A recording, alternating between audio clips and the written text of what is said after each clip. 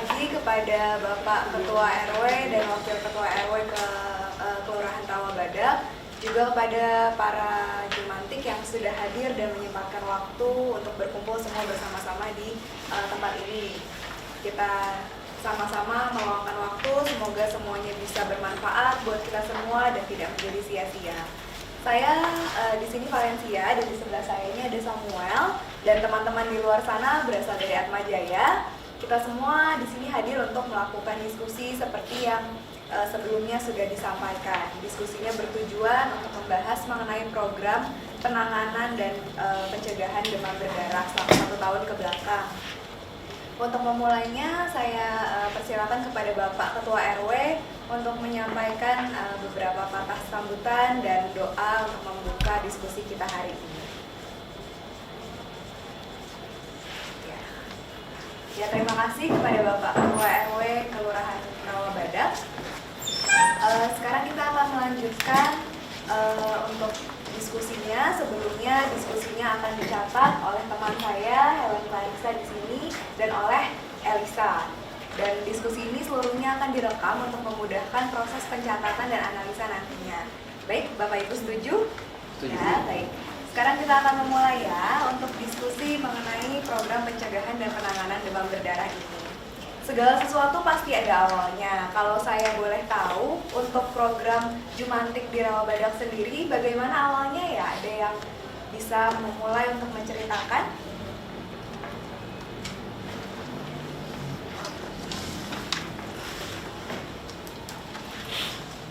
Ya, mungkin Bapak Jumantik yang di sebelah sana ingin memulai.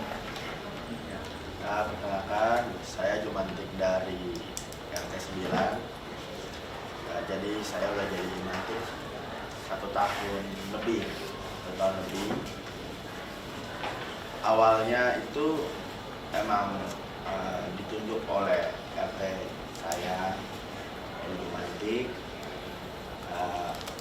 untuk ibaratnya ngecek jentik, katanya biar takut katanya banyak nyamuk bisa DBD.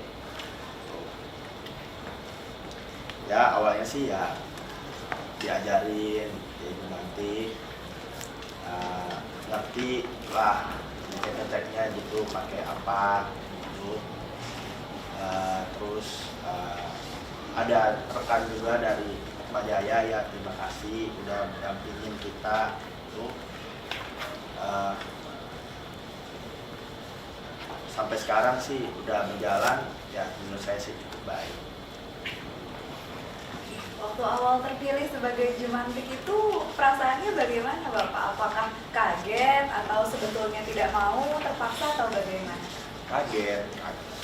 Saya sih kan warga biasa ya biasa. Cuman dipilih, kan saya juga sebagai kepala keluarga kerja itu. Cuman pas hari Sabtu itu, hari Jumat itu kan maksudnya masih hari kerja saya seharusnya. Cuman dipilih yang gimana ya, saya sih harus jalan kan namanya dipilih saya. Kalau dari Jumantik, dari RT-RT yang lain, ada yang juga ingin berbagi pengalaman mungkin seperti Bapak Jumantik yang barusan? Ya, silakan Pak. Iya, selamat siang Bapak. Saya Jumantik dari RT 1. Ya, jadi kalau pengalaman saya memang sudah turun temurun.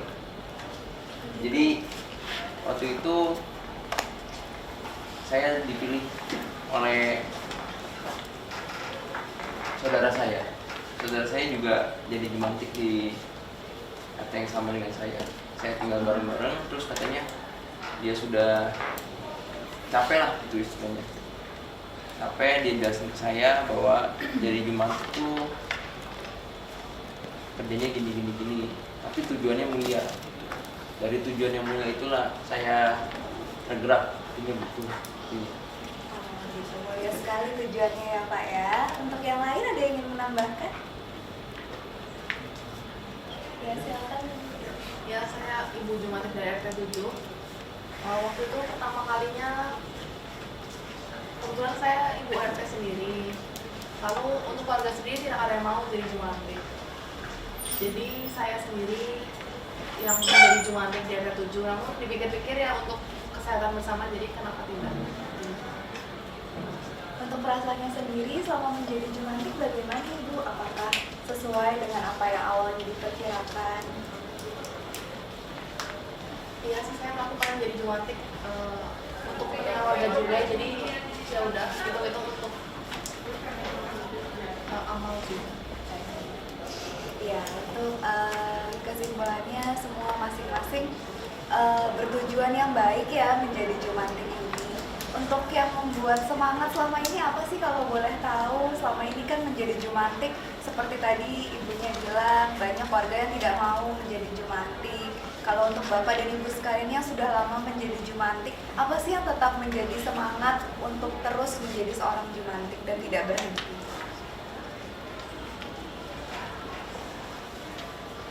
Kalau saya sih nama Pak Rizky ya, nggak mau kalah sama RT 11, sama RW 11 maksudnya. Biar RW kita ini menjadi patokan kesehatan di Kelurahan Ramadan Selatan, begitu ya Pak Rizky ya? Setuju saya. Oh iya, bagus. Bareng saya. Bagus Pak, jangan mau kalah ya. Yang lain ada lagi nggak motivasinya? Mungkin dari ibu yang sebelah sana. Saya jumantik dari RT 6. Motivasi saya karena digaji, karena pemasukan. Saya kan sebagai ibu rumah tangga, jadi lumayan tuh sebagai pemasukan. Terus sebagai tambahan pemasukan ya. Ada lagi? Saya nih dari RT 8 Iya, silakan Pak. itu udah sempat masuk koran tuh ya. Jadi pengen kayak tetap aja kayak gitu terus apa namanya dipandang sebagai media gitu loh, kita sebagai RW panutan gitu. Itu yang pengen bikin saya semangat. Kalau untuk Bapak dari jumantik RT 1 mungkin? Silakan Bapak. Oh ya, kalau saya dari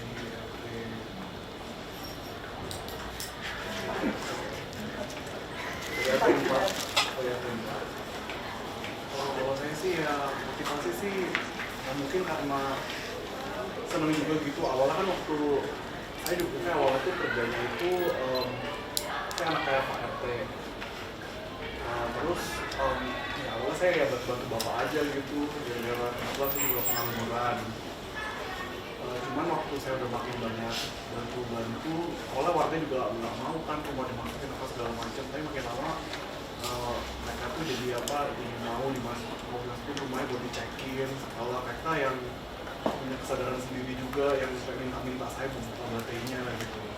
Nah, saya nggak usah nambah, mereka udah minta sendiri. Jadi kayak ingat apa, saya dari pengangguran tapi bisa melakukan kegiatan yang berguna, orang-orang juga merasa misalkan bermanfaat dan senang juga. Jadi ketika melihat warga sudah merasakan manfaatnya secara keseluruhan, itu juga menjadi motivasi ya Pak ya? Iya baik. Jika kita tadi sudah berbicara mengenai motivasi, sekarang saatnya kita berbicara mengenai halangan dan kesulitan selama Bapak dan Ibu sekalian menjadi jumantik.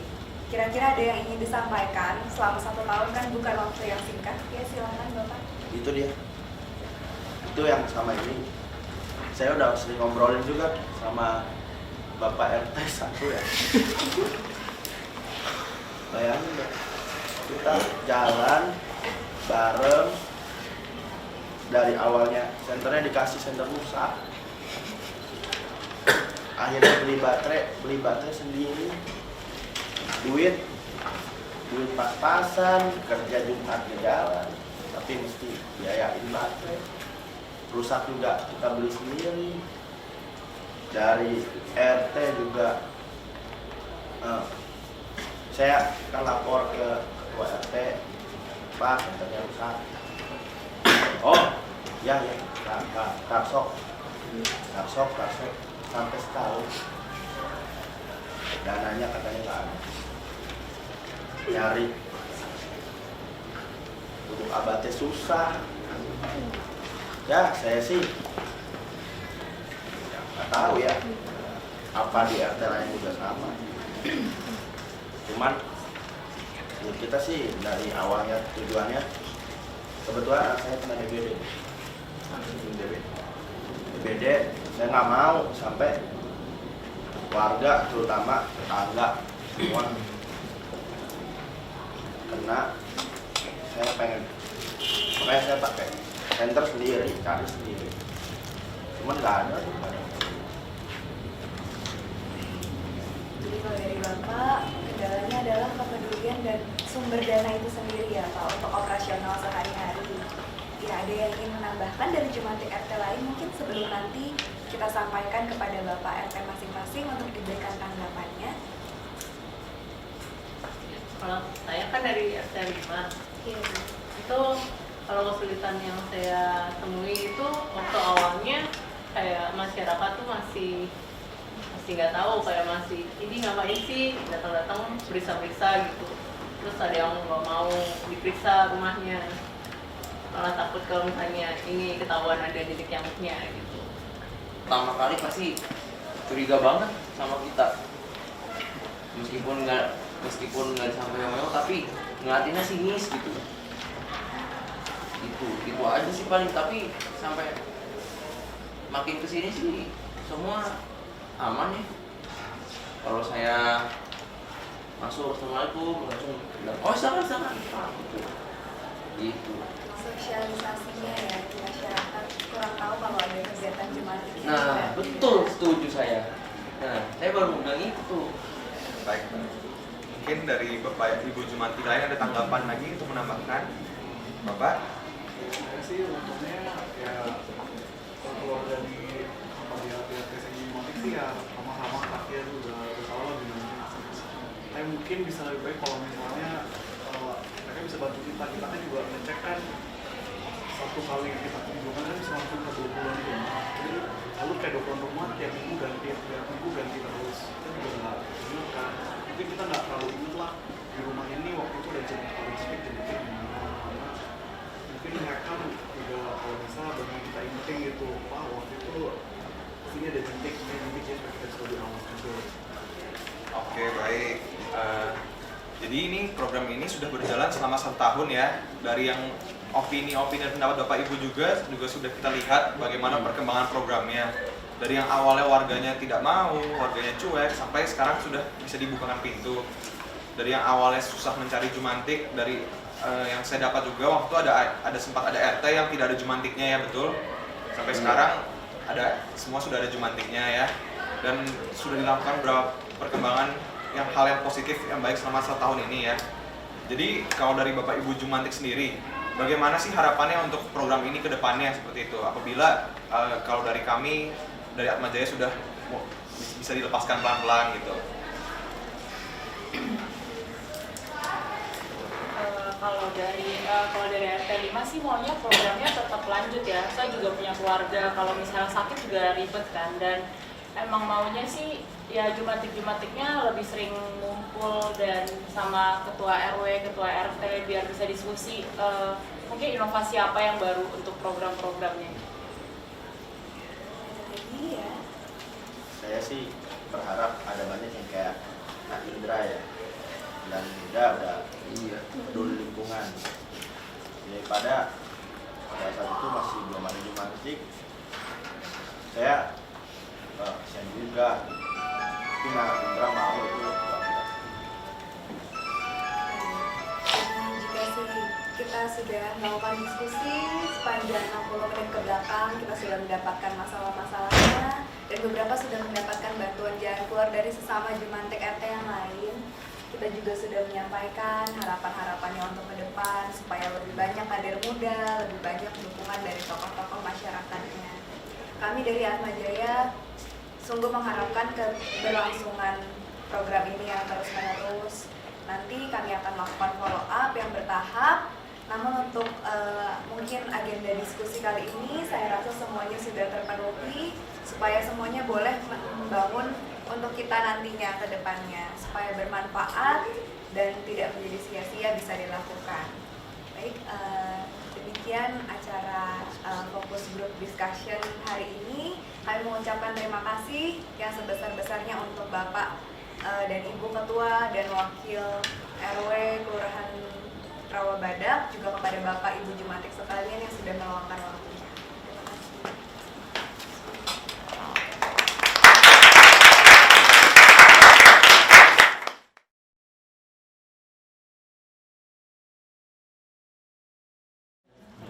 Oke, selamat pagi semuanya. Pagi. Aduh, lemes banget sih. Selamat pagi semuanya. Selamat pagi. Nah, oke, Mak. Sebelum memulai acara kita hari ini, ada baiknya kita kenalin diri dulu. Nah, nama saya Trisna, terus di sebelah ini namanya Giskia. dan teman-teman kita yang lain di belakang itu kita dari Atma Jaya. Nah, hari ini kita mau ngapain sih di sini? Ibu-ibu, bapak-bapak, ada yang tahu nggak kita mau ngapain? Ya, betul. Hari ini kita mau senam, bapak-bapak, ibu-ibu. Nah, pada tahu nggak hari ini senamnya ada temanya nih, Bu, bapak-bapak. Hari ini senamnya adalah senam vitalisasi otak. Nah, ada yang tahu nggak senamnya kayak apa? Nah, sebelum kita mulai senam hari ini, ada baiknya kita mulai dengan doa. Sebelumnya kami akan persilahkan, kami mengundang Ibu Angel untuk memimpin kita dalam doa. Untuk Ibu Angel, waktu dan tempatnya kami persilakan. Doa. Terima kasih kepada Ibu Angel sedianya untuk memimpin kita dalam doa. Selanjutnya kita akan dengar kata sambutan dari Ibu Erna. Kepada Ibu Erna kami persilakan. Oke, terima kasih kepada Ibu Erna untuk kata sambutannya. Nah, tanpa berlama-lama lagi, kita akan mulai senamnya. Udah siap bapak-bapak ibu semua untuk bergerak? Sudah. Bagus, kalau udah siap, nah kita panggil teman-teman kita, Natalia dan Indra untuk memimpin senam kita hari ini.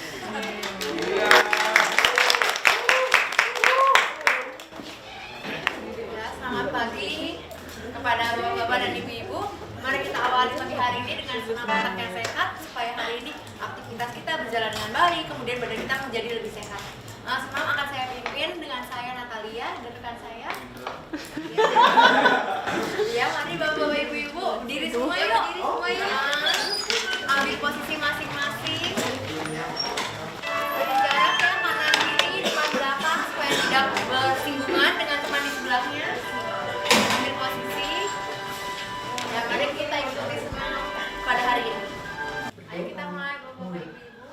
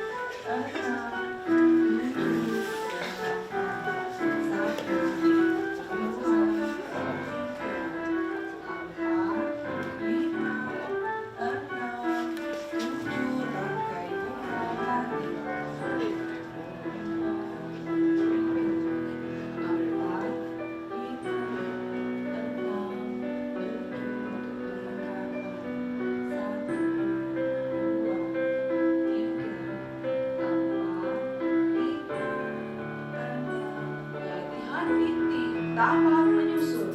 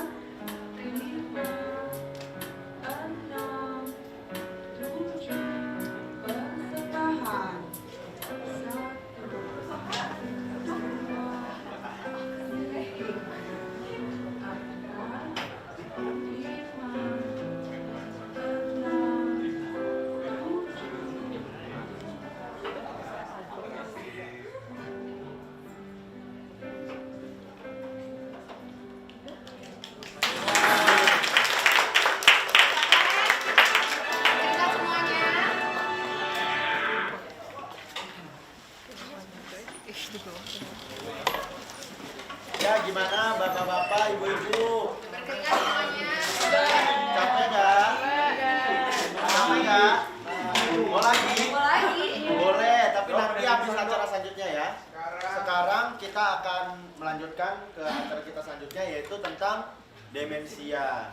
Nah, nanti yang akan bawakan tentang demensia itu adalah teman kita, Vito dan Yoska. Nah, sebelumnya itu kita akan icebreaker sebentar. Tadi sebelumnya udah dibagiin kertasnya bapak-bapak, ibu-ibu ya. Coba bisa diangkat. Udah dapat kertas ini, coba diangkat. Nah, Ya, ada yang belum dapat. ada gambarnya nggak bapak-bapak, ibu-ibu kertasnya? Ada ya. Nah, sekarang gambar yang ada di kertasnya itu cocokin dengan temennya. Cari itulah temen grupnya bapak-bapak dan ibu-ibu. Nah, jadi sekarang ayo coba yuk cari yuk. Cari gambar yang sama ya. Ya, cari gambar yang sama. Duduk bareng sama yang gambar yang sama. Yaudah, duduk aja. Nah, duduk aja. Nah, udah duduk sama kelompoknya kan ya? Sekarang ngapain guys ya? Sekarang kita dengerin yuk dari Yoska dan Vito ya. Kami persilakan. Yeay. Selamat pagi nih kakak-kakak semua yang masih muda-muda, ganteng-ganteng, cantik-cantik nih. Apa kabar nih? Baik. Mana semangatnya kok kayak kurang semangat? Coba kencengan lagi. Baik. Oke, sudah lebih baik. Sudah lebih baik. Tadi kan udah senam, tadi kita senam bareng-bareng ya. Mungkin tadi udah dijelasin senamnya apa namanya itu tadi? Vitalisasi. Vitalisasi apa? Vitalisasi sisa. Ah, kamu gimana sih? Vitalisasi otak. Ya, tujuannya tentu saja untuk ya bagusin fungsi otak. Tapi tujuannya sebenarnya apa sih? Di sini kita tuh mau tahu bahwa tujuannya di sini kita tuh mengadakan senam ini untuk mencegah namanya demensia, atau mungkin kalau di kalangan awam bisa disebut pikun. Jadi kita sedikit jelasin pikun nih. Udah senamnya masa nggak tahu pikunnya, ntar bingung lagi. Oke, kita mulai aja langsung. Upaya pencegahan demensia atau pikun. Nah, orang-orang tuh banyak berpikir kalau lupa tuh pasti pikun. Sebenarnya lupa itu pikun apa bukan? Apakah lupa itu bagian dari pikun atau pikun itu lupa? Sebenarnya kalau menurut nanti akan dijelaskan lagi. Tapi sebenarnya lupa itu nggak pasti pikun. Dimana kadang-kadang ya kita yang muda-muda aja suka lupa. Saya lupa punya teman kayak dia, jelek gini. Ya pengen dilupain sih pengen. Tapi nggak bisa dilupain. Ya nggak bisa. Ya jadi maksudnya lupa itu bisa terjadi kapan aja, siapa aja dan usia berapapun. Tapi emang kalau pikun itu memang mungkin bisa menyerang semua usia, tapi mungkin lebih sering pada usia-usia yang sudah berumur lah. Seperti yang sudah kita tahu memang karena itu bagian dari degenerasi atau memang proses penurunan fungsi dari tubuh. Nah ini bahasa keren kedokterannya nih, definisinya dari demensia, sindrom penurunan kemampuan intelektual progresif, Kalau jelasin gitu mah susah lah ya. Saya sederhanain, saya sederhanain aja, sindrom. Jadi demensia atau pikun itu merupakan kumpulan dari banyak gejala. Nggak cuma lupa doang, akan ada gejala-gejala lain yang akan menyertai dalam adanya pikun itu. Dan penurunan kemampuan intelektual yang progresif, medisnya ditekankan progresif. Ada yang tahu maksud progresif apa? Nggak ada. Oke, progresif itu maksudnya bertahap dan terus menerus. Jadi semakin lama penurunannya terjadi pelan, mungkin memang pelan-pelan tapi akan pasti, secara pasti akan terus nurun. Yang menyebabkan penurunan fungsi kecerdasan otak. Jadi mungkin ya tidak jadi lebih nggak pinter, lebih lupa dan sebagainya. Dimana gangguannya akan menyebabkan gangguan fungsi sosial. Jadi kita jadi mungkin sulit berinteraksi dengan teman-teman, tetangga, pekerjaan, jadi sulit untuk melakukan pekerjaan, bahkan mungkin pekerjaan sederhana yang sehari-hari dan aktivitas sehari-hari juga. Gitu. Jadi kalau dirangkum gimana? Jadi kalau dirangkum adalah kumpulan gejala yang menyebabkan penurunan kepintaran yang bertahap namun pasti, menyebabkan penurunan fungsi kecerdasan otak, menimbulkan gangguan fungsi sosial, pekerjaan dan aktivitas sehari-hari. Gimana? Udah pada ngerti belum nih maksudnya nih? Mantap. Lanjut. Nah, ini tadi gejala-gejala yang saya bilang tadi. Gangguan memori. Pasien-pasien orang-orang yang pikun itu akan lebih sulit untuk menerima informasi-informasi baru. Baru dikasih tahu umurnya dia 75, lupa. Beratnya dia 105, berat banget. Masa lupa nggak ingat dikasih tahu. Jadi memang akan penurunan fungsi-fungsi untuk mengingat sesuatu, terutama yang baru-baru. Jadi gejala yang bisa muncul itu seperti itu. Ada yang gangguan aktivitas. Jadi kita bahkan sampai lupa cara ganti baju, cara pakai sepatu, cara mau makan, itu gejala bisa muncul juga. Gangguan berbahasa. Kalau misalnya mungkin banyak lah, di antara kita juga kadang-kadang suka seperti ini, bingung. Mau nulis pakai pensil, tolong dong ambil itu yang buat nulis.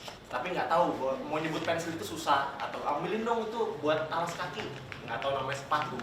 Padahal sebenarnya tahu, tapi mungkin tidak bisa diungkapkan. Disorientasi atau bingung. Ini lagi di mana? Jam berapa? Kayak di sinetron. Aku siapa? Ini di mana? Itu banyak yang nonton sinetron kayak gitu. Nah, itu ya contoh dari disorientasi dan lebih gampang gitu ya. Gangguan pengambilan keputusan. Suka bingung. Warna merah, warna putih ya. Bisa sampai 2-3 jam nggak pilih-pilih merah atau putih. Jadi kayak cewek-cewek labil yang kalau pilih baju ya. Itu pilih baju. Jangan-jangan cewek-cewek itu demensia lagi. Enggak lah ya. Gangguan pemikiran abstrak, pikiran jadi aneh-aneh. Ya mungkin kalau awam mungkin bisa bilang kayak gila kali ya, tapi mungkin nggak separah itu untuk pemikiran abstrak. Misalnya ada gempa bumi, mikirnya jangan-jangan bumi ditendang Tuhan. Ya nggak gila sih sebenarnya, tapi ya kira-kira contohnya kurang lebih seperti itu. Beban kepribadian, awalnya ceria, manis imut seperti saya. Lama-lama jadi jelek, cemberut kayak dia. Itu namanya perubahan kepribadian loh. Maksudnya awalnya senang, jadi diem kayak dia. Ya bagus-bagus saya, atau jadi jelek kayak dia. Nah, biar bapak ibu sendiri yang menilai ya. Hilangan minat dan inisiatif. Jadi dulunya seneng main bola. Nah, kalau orang tua nggak mungkin main bola ya. Mungkin aja ya, masih kuat kan ibu ya, bapak main bola ya. Masih awalnya suka main bola, jadi nggak suka main bola. Ya mungkin contoh-contoh seperti itu lah, jadi hilang kegiatan yang sehari dilakukan tuh malah jadi nggak pengen dilakuin gitu. Itu jadi gejala-gejala dari pikun atau demensia, kumpulan gejalanya yang bisa ada kalau orang itu pikun. Nah, pertanyaannya kembali ke di atas, bisa dicegah apa enggak? Tentu bisa. Contohnya tadi yang kita lakukan, itu senam tujuannya untuk mencegah terjadi demensia. Namun cara mencegahnya emang cuma itu doang? Enggak dong. Nah, untuk itu kita jelasin lagi. Cegahnya gimana? Vito? Ya, jadi pertama kalau orang tua sehat itu seperti apa? Nih,